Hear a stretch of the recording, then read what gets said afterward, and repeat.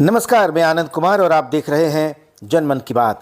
देश में लोकसभा के साथ विधानसभा चुनाव यानी वन नेशन वन इलेक्शन करवाने के प्रस्ताव को आज केंद्रीय कैबिनेट ने अपनी मंजूरी दे दी। बिल शीतकालीन सत्र यानी नवंबर दिसंबर में संसद में पेश किया जाएगा। कैबिनेट मीटिंग के बाद केंद्रीय मंत्री अश्विनी वैष्णव ने कहा कि पहले फेज में विधानसभा और लोकसभा के चुनाव एक साथ होंगे। इसके बाद 100 दिन के भीतर दूसरे फेज में निकाय चुनाव एक साथ कराए जाएं। 17 सितंबर को गृह मंत्री अमित शाह ने कहा था कि सरकार इसी कार्यकाल में वन नेशन वन इलेक्शन लागू करेगी। 15 अगस्त को प्रधानमंत्री ने कहा था कि बार बार चुनाव देश की प्रगति में बाधा पैदा कर रहे हैं। वन नेशन वन इलेक्शन पर विचार के लिए बनाई गई पूर्व राष्ट्रपति रामनाथ कोविंद की अध्यक्षता वाली कमेटी ने 14 मार्च को राष्ट्रपति द्रौपदी मुर्मू को अपनी रिपोर्ट सौंप दी थी। रिपोर्ट 18,626 पन्नों की है।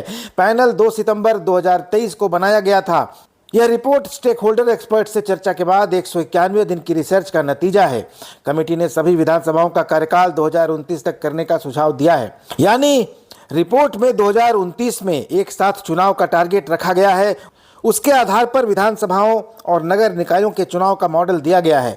पैनल के 5 सुझाव इस तरह से हैं। सभी राज्य विधानसभाओं का कार्यकाल अगले लोकसभा चुनाव यानी 2029 तक बढ़ाया जाए।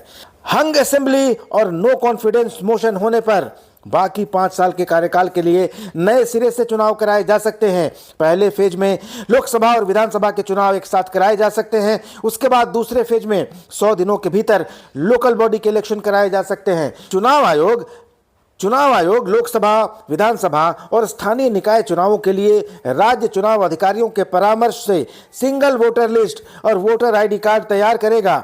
कोविंद पैनल ने एक साथ चुनाव कराने के लिए उपकरणों, जनशक्ति और सुरक्षा बलों की एडवांस प्लानिंग की सिफारिश की है। रामनाथ कोविंद पैनल ने एक देश एक चुनाव पर रिपोर्ट तैयार करने से पहले 7 देशों की चुनाव प्रक्रिया का अध्ययन किया। ये देश हैं Sweden, Belgium, Germany, Japan, Philippines, Indonesia और दक्षिण अफ्रीका।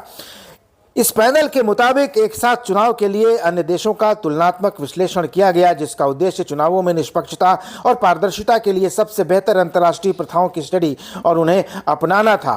दक्षिण अफ्रीका से जो बातें ली गई हैं उनमें यहाँ वोटर नेशनल असेंबली और प्रोविंशियल लेजिस्लेचर दोनों के लिए एक साथ वोटिंग करते हैं। हालांकि नगर पालिका चुनाव प्रांतीय चुनाव से अलग होते हैं। 29 मई को दक्षिण अफ्रीका में हुई नेशनल असेंबली के साथ साथ हर प्रोविंस के लिए प्रांतीय मंडल के चुनाव होंगे।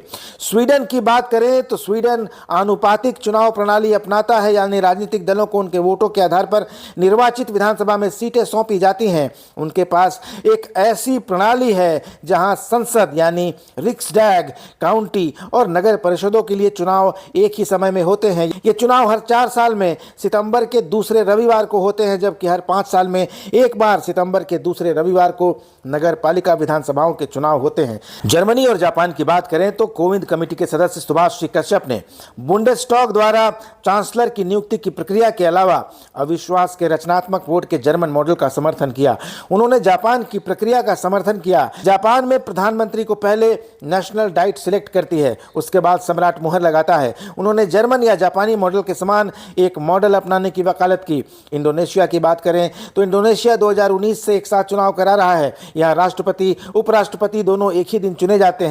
मतदाता गुप्त मतदान करते हैं और डुप्लीकेट मतदान को रोकने के लिए अपनी उंगलियों को अमिट स्याही में डुबोते हैं। 14 फरवरी 2024 को इंडोनेशिया ने एक साथ चुनाव कराए।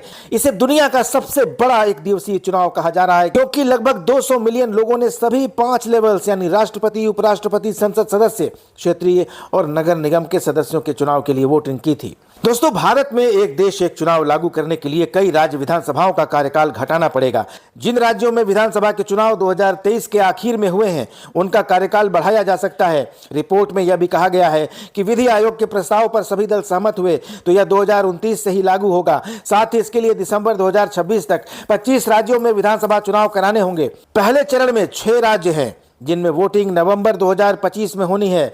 बिहार की बात करें तो मौजूदा कार्यकाल पूरा होगा और उसके बाद 2029 तक उसका कार्यकाल 3.5 साल ही बचेगा। असम, केरल, तमिलनाडु, पश्चिम बंगाल और पुडुचेरी का मौजूदा कार्यकाल 3 साल 7 महीने घटेगा और उसके बाद का कार्यकाल भी 3.5 साल का ही रहेगा। दूसरे चरण में 11 राज्य हैं जहां दिसंबर 2026 में वोटिंग होनी है। उत्तर प्रदेश, गोवा, मणिपुर, पंजाब और उत्तराखंड का मौजूदा कार्यकाल 3 से 5 महीने घटेगा। उसके बाद का कार्यकाल 2.25 साल ही रहेगा। गुजरात, कर्नाटक, हिमाचल, मेघालय, नागालैंड और त्रिपुरा का मौजूदा कार्यकाल 13 से 17 माह घटेगा और उसके बाद का कार्यकाल 2.25 साल रहेगा। इन 2 चरणों के बाद देश की सभी विधानसभाओं का कार्यकाल जून 2029 में समाप्त होगा। सूत्रों के अनुसार कोविंद कमेटी विधि आयोग से एक और प्रस्ताव मांगेगी जिसमें स्थानीय निकायों के चुनाव को भी शामिल करने की बात कही जाएगी। दोस्तों, पूर्व राष्ट्रपति रामनाथ कोविंद की अगुवाई में 8 सदस्यों की कमेटी पिछले साल 2 सितंबर को बनाई गई थी। 23 सितंबर 2023 को दिल्ली के जोधपुर ऑफिसर्स हॉस्टल में one nation one election committee की पहली बैठक हुई थी। इसमें पूर्व राष्ट्रपति रामनाथ कोविंद, गृह मंत्री अमित शाह और पूर्व सांसद गुलाम नबी आजाद समेत 8 मेंबर हैं। केंद्रीय कानून मंत्री अर्जुन राम मेघवाल कमेटी के स्पेशल मेंबर बनाए गए हैं। कमेटी में जो 8 सदस्य हैं उनमें एक पूर्व राष्ट्रपति हैं जो कि रामनाथ कोविंद हैं, कमेटी के अध्यक्ष हैं।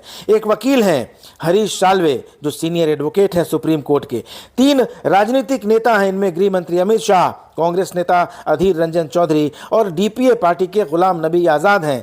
3 पूर्व अधिकारी हैं, एनके सिंह जो 15वें वित्त आयोग के पूर्व अध्यक्ष रह चुके हैं, डॉक्टर सुभाष कश्यप जो लोकसभा के पूर्व महासचिव हैं और संजय कोठारी जो सीवीसी हैं, पूर्व मुख्य सतर्कता आयुक्त हैं। तो दोस्तों, आप सोच रहे होंगे कि एक देश एक चुनाव समिति का क्या काम है। इसका पहला काम है संविधान और दूसरे कानूनी ढांचे के तहत लोकसभा, विधानसभा, नगरपालिका और पंचायतों के चुनाव एक साथ कराने की संभावना तलाशना।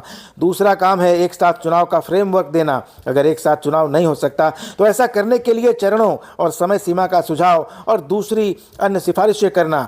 अगला जो काम है वो है इसके लिए लोक प्रतिनिधित्व अधिनियम और अन्य नियमों में संशोधन की जांच और उसकी सिफारिश करना। अगर संविधान संशोधन के लिए राज्यों के समर्थन की जरूरत हो तो उसकी सिफारिश करना।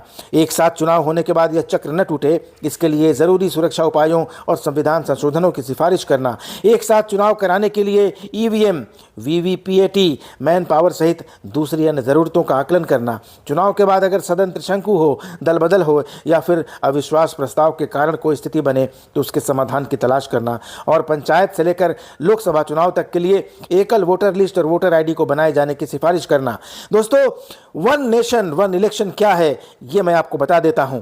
भारत में फिलहाल राज्यों की विधानसभाओं और देश के लोकसभा चुनाव अलग अलग समय पर होते हैं। वन नेशन वन इलेक्शन का मतलब है कि पूरे देश में एक साथ ही लोकसभा और विधानसभाओं के चुनाव हों, यानी मतदाता लोकसभा और राज्य की विधानसभाओं के सदस्य को चुनने के लिए एक ही दिन, एक ही समय पर या चरणबद्ध तरीके से अपना वोट डालेंगे। आज़ादी के बाद 1952, 1957, 1962 और 1967 में लोकसभा और विधानसभा के चुनाव एक साथ ही हुए थे, लेकिन 1968 और 1969 में कई विधानसभाएं समय से पहले ही भंग कर दी गईं। उसके बाद 1970 में लोकसभा भी भंग कर दी गई। इस वजह से एक देश एक चुनाव की परंपरा टूट गई। तो दोस्तों, आज के इस वीडियो में इतना ही। आप क्या एक देश एक चुनाव की अवधारणा से सहमत हैं? क्या आपको लगता है कि एक अच्छी परंपरा है और ये शुरू होनी चाहिए? अपनी राय ज़रूर दीजिएगा। चैनल को सब्सक्राइब कर लीजिएगा। अगले वीडियो में मिलेंगे, तब तक इजाज़त दीजिए। धन्यवाद, नमस्कार।